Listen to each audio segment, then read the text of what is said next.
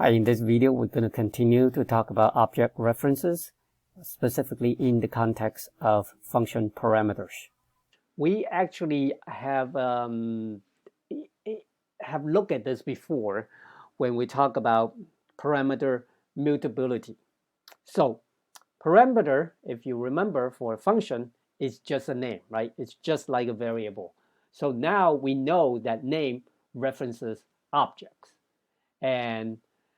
And also, well, in this particular example, what we were looking at was that we have a function called bar. It's given a list as a parameter, and then we change one of the element in the list, right? And in the main or in the global scope, we create a list. We call bar, giving it the list. And then after bar has done whatever is done, we want to see what that list is. And at the time, I said that basically the global list and the parameter list, they're really pointing to the same list. And that's why when we come back and we print the caller here, when it prints out its list, it sees the change that bar has made. So if you want, now that we know everything is reference, we are ready to really understand what happened here. This is the first line of code that's actually executed. I mean, other than, okay, we know a function is defined. So we start here, we have a list, and list is just another built-in type. So when you do list equal to list, LST equal to list of 1 and 2, a list object is created, it holds 1 and 2. A LST, the name is created, and that name references the list object that's here, right?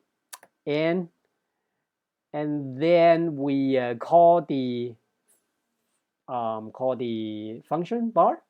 Now things does get slightly complicated here because when we call a function, we no longer have just a symbol table. We really have two symbol tables because if you remember,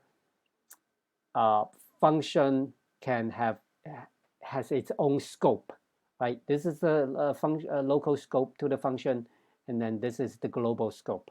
So that's why there are really two symbol tables. You're not really required to understand why there are two, but this is technically what actually happens.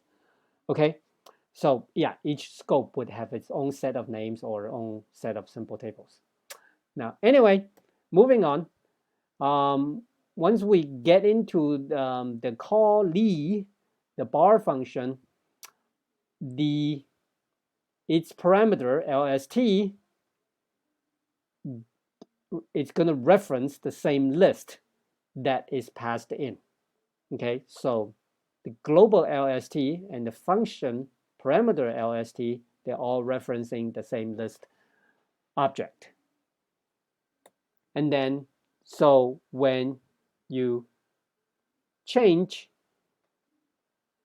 and the first element inside bar, oh, I'm sorry. Gosh, I'm sorry. Why? I didn't proofread these slides that well. I apologize. So these are all bars. Okay. Yes. So we're at this line, we are going through the parameter LST to modify. We're going through this reference, this pointer here, to modify the first element in the list. And as you can see, because the global LST also points to the same list, so the global LST also sees the change in the first element in the list. Now that you understand all these references and pointer, so I want you to give this a try to explain the behavior of this following code. It's very similar to what we just did, but instead of just changing an element in the parameter, we're assigning a different list to that parameter. And when we do this, the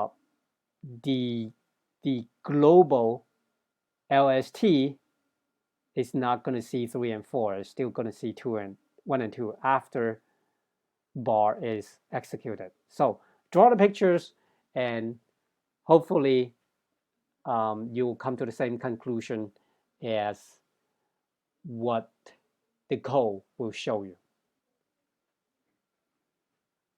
Okay, so I am going to show you what really happens here, because I think this is important enough. That again, I mean, no surprise here. When we create an LST in the global scope, we assign a list with 1 and 2. We get in here. Oh boy, I'm gonna fix the slides after this, but yeah, pretend foo is the same as bar. We're gonna when we're ready to call the function bar, we create a new symbol table for it. We create a parameter. The parameter is going to take on the same pointer as the global LST. So again, both of them point to the same one.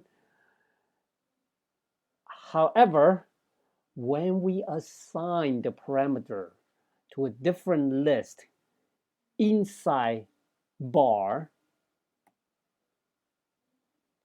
right, that parameter is going to point to a different list. Okay.